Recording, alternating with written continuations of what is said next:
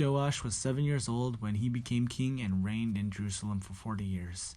His mother's name was Abiah. She was from Beersheba. Joash did what was right in the eyes of the Lord.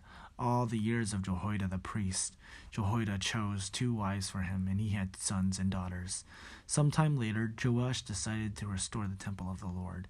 He called together the priests and Levites and said to them, "Go to the towns of Judah and collect the money due annually from all Israel to repair the temple of your God. Do it now." But the Levites did not act at once.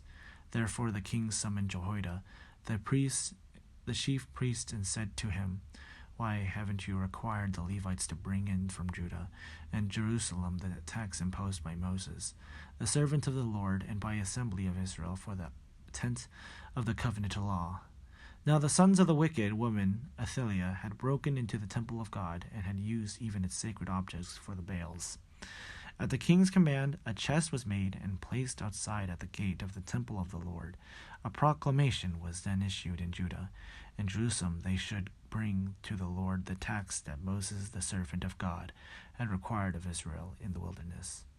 All the officials and all the people brought their contributions gladly, dropping them into the chest until it was full.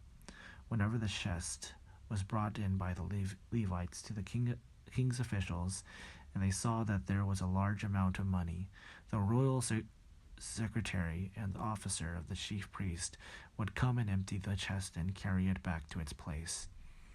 Then they did this regularly and collected the great amount of money. The king and Jehoiada gave it to those who carried out the work required for the temple of the Lord. They hired masons and carpenters to restore the Lord's temple, and also workers in iron and bronze to repair the temple. The men in charge of the work were diligent, and the repairs progressed under them. They rebuilt the temple of God according to its original design and reinforced it.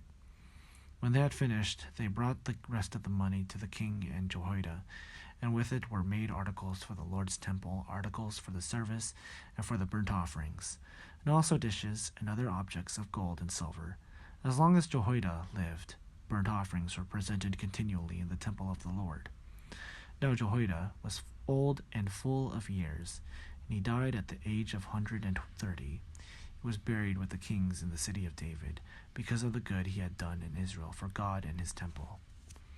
After the death of Jehoiada, the officials of Judah came and paid homage to the king, and he listened to them. They abandoned the temple of the Lord, the God of their ancestors, and worshipped Asherah, poles, and idols. Because of their guilt, God's anger came on Judah and Jerusalem, although the Lord sent prophets to the people to bring them back to them. And though they testified against them, they would not listen.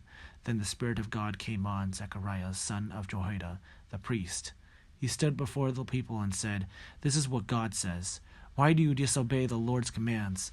You will not prosper because you have forsaken the Lord. He has forsaken you." But they plotted against him, and by the order of the king they stoned him to death in the courtyard of the Lord's temple.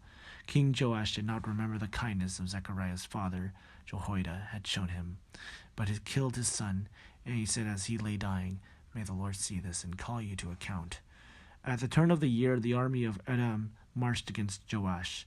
It invaded Judah and Jerusalem and killed all the leaders of the people. They sent all the plunder to their king in Damascus. Although the Aramean army had come with only a few men, the Lord delivered into their hands a much larger army, because Judah had forsaken the Lord, the God of their ancestors. Judgment was executed on Joash. When the Arameans withdrew, they left Joash severely wounded. His officials conspired against him for murdering the son of Jehoiada, the priest, and they killed him in his bed. So he died and was buried in the city of David, but not in the tombs of the kings. Those who conspired against him were Zabad, son of Shemeth, an Ammonite woman, and Jehozabad, son of Shimrith, a Moabite woman. The account of his sons, the many prophecies about him, and the record of the restoration of the temple of God are written in the annotations on the book of the kings. And Amaziah, his son, succeeded him as king.